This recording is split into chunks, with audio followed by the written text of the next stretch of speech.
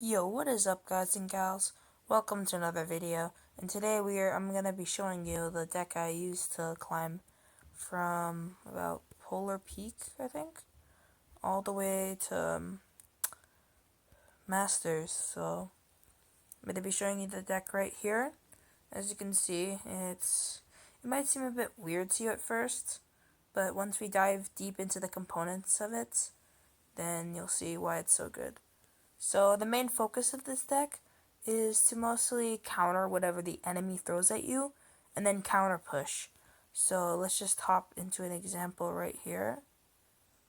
Okay, as you can see, we are now in a game, and usually with this deck you do not want to be leaking elixir. Since these are mildly cheap cards, you can afford to put them in the back. I'm actually going to support that knight. Let's see if he places anything behind the princess. I placed the log a bit too late. So now there's a push happening, right? The cards are battling. So once we wait for that to dissipate, okay, what we're gonna want to do is hog as barbarians. Okay, now what's gonna happen with this ice wizard is once he gets in range of our tower, we're gonna Valkyrie, and then we're gonna start a push there. So now he's down elixir from the push, and then he has to spend more elixir to defeat this, and oh, he's got tornado. It didn't work out too well, but you get the gist. This deck isn't totally reliable. It gets countered by some decks, like Hog Cycle deck.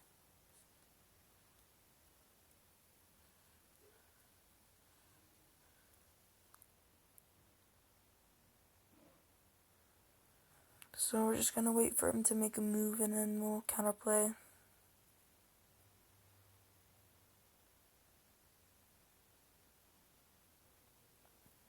If he's not really gonna do anything, I might just place a Valkyrie. No, that's our only killer for Ice Wizard. I'll place a wizard in the back. I can cycle back to my musketeer if needed. So now we can actually start a push on this side because all he has is a knight, and there we go, the princess is on the other side. So he's gonna probably commit tornado to this. Yep, there it is. Just gonna log the princess. Hopefully the ice wizard will get destroyed by my wizard. Yep, and there we go, he just had to use 6 elixir just for lightning. So now we can build up a push. Night Witch helps build bats, which gives some extra DPS. We're gonna put the Valkyrie in the very front. Maybe we can tank for the Ice Wizard. Gonna Valkyrie and then log. We're actually gonna balloon this side. See, now all he has for it is lightning. And that's a negative elixir trade. You know.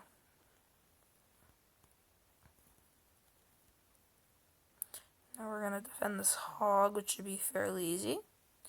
And now we counter push with what we have. And since he doesn't have fireball, that means that this could hopefully get some damage off. He does have those spells though. Those actually did a lot to defend. Oh, okay, that did a lot to defend. So now we're just gonna try and counter this. If he, oh, okay, I'll just place knight then. Then once the ice wizard's taken care of, we can just balloon, Night Witch.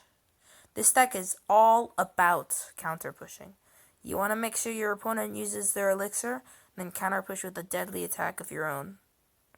So now we're just gonna maybe let the balloon get death damage off, which is good enough for me at this point. Any damage is good for when we get into tiebreaker, and right now we cannot take any damage. And there's that damage we took. So now at this point he's just probably gonna cycle to his spells. So what we're actually gonna do, move the ice wizard back, and the musketeer's getting some shots off. Death damage probably gonna be enough to take it. Yep. So that's the good thing about its deck. It can serve pretty well.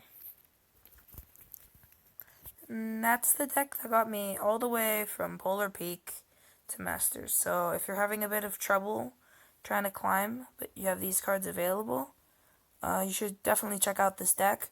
It's very cool. It does take a lot of practice, so I'd recommend going into friendly battles